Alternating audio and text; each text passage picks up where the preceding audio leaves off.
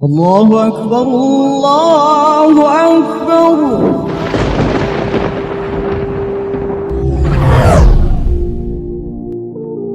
السلام علیکم ورحمۃ اللہ وبرکاتہ۔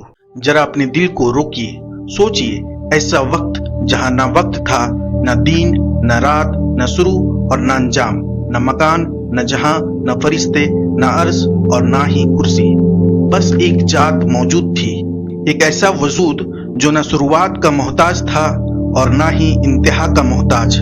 وہ ہے اللہ، وہ جو تھا، وہ جو ہے اور وہ جو ہمیشہ رہے گا۔ جہاں انسان کی سوچ ختم ہو جاتی ہے، وہاں اللہ کی حقیقت شروع ہوتی ہے۔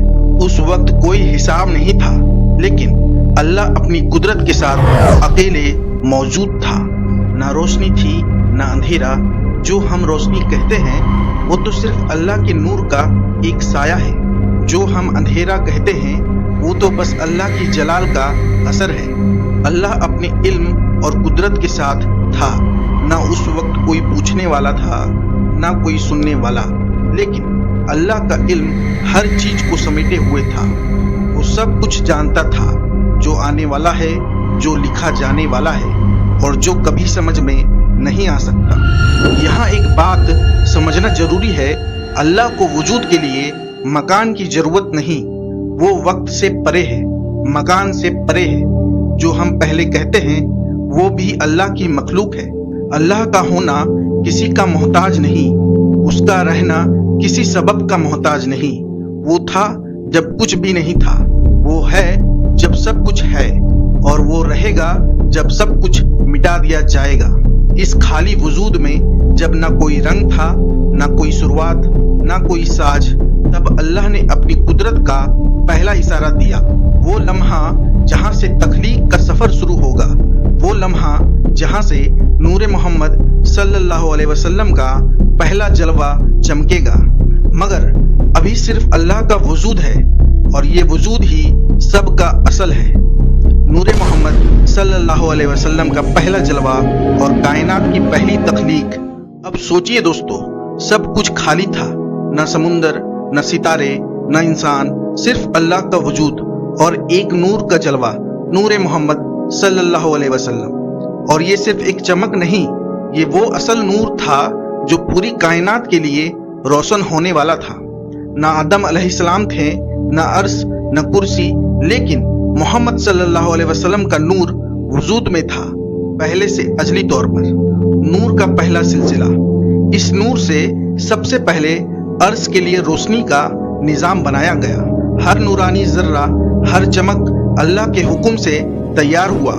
پھر قلم کو حکم دیا گیا، لکھ، اور لوح محفوظ میں ہر چیز کا سلسلہ لکھ دیا گیا، جو ہو چکا ہے، جو ہو رہا ہے اور جو ہمیشہ ہوگا۔ سوچئے، یہ سب کچھ ابھی نہیں تھا، صرف ایک نور کا اشارہ تھا اور سب کچھ ہونے لگا۔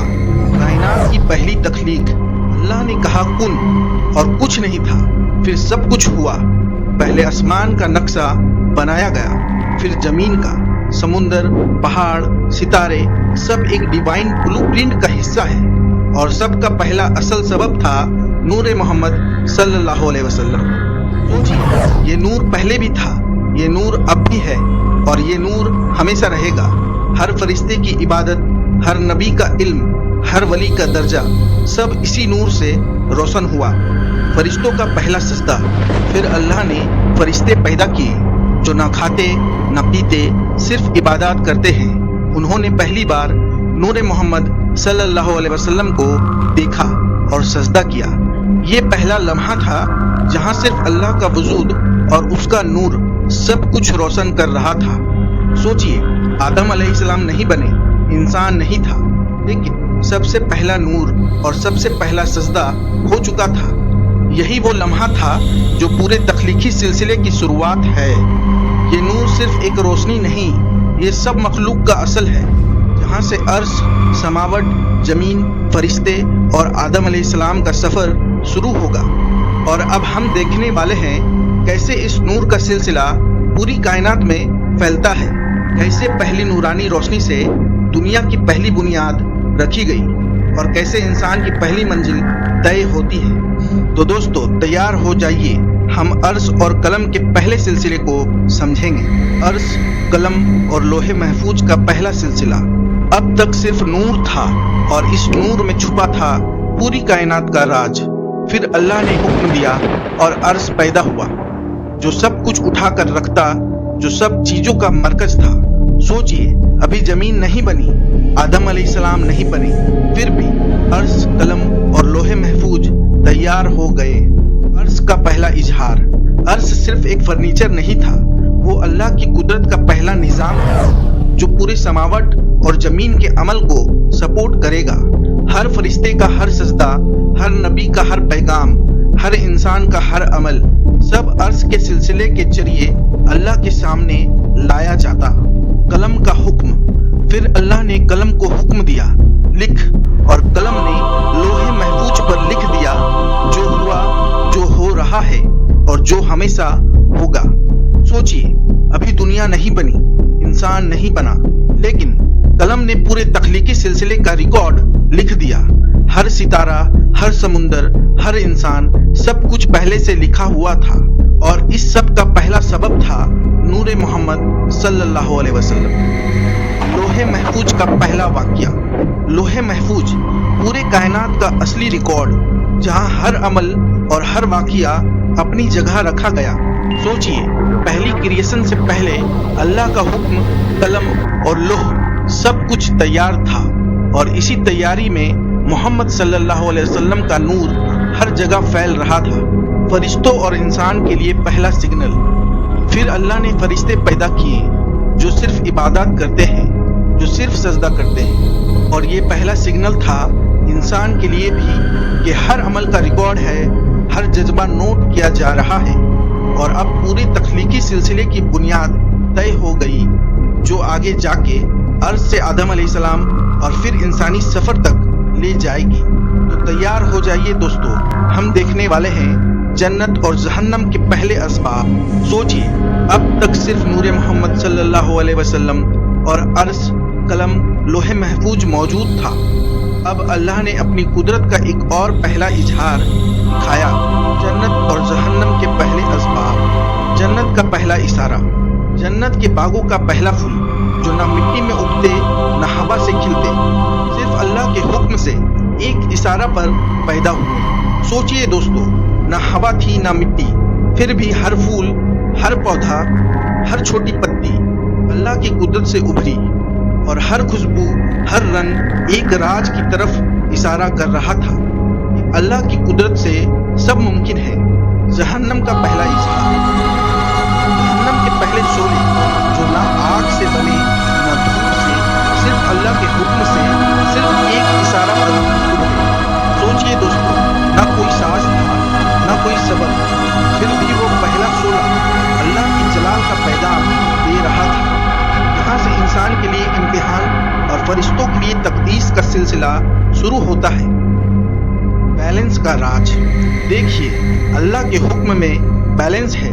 جنت اور جہنم کے پہلے اسباب دونوں ایک ہی وقت میں پیدا ہوئے، ایک طرف ریوارڈ کا نور، دوسری طرف پنشمنٹ کا شعلہ، اور دونوں کا اصل سبب تھا اللہ کی قدرت اور اس کا پہلا اشارہ، نور محمد صلی اللہ علیہ وسلم۔ سوچئے، یہ سب ہوا، نہ زمین بنی، نہ انسان، نہ ستارے، پھر بھی اللہ نے سب کچھ تیار کر دیا۔ یہ پہلا نظام تھا جو جنت اور جہنم کے تمام بنیادی اسباب کا سبب بنا، اور یہ سب صرف ایک حکم اور ایک اشارہ سے ہوا۔ اگلا راز، کیسے اللہ نے انسان، آدم علیہ السلام اور پہلا آسمان بنایا، اور کیسے تخلیق کا سلسلہ آگے بڑھتا ہے۔ تو تیار ہو جائیے دوستو، ہم دیکھیں گے فرشتوں کا پہلا سجدہ اور انسانی سفر کا پہلا اشارہ۔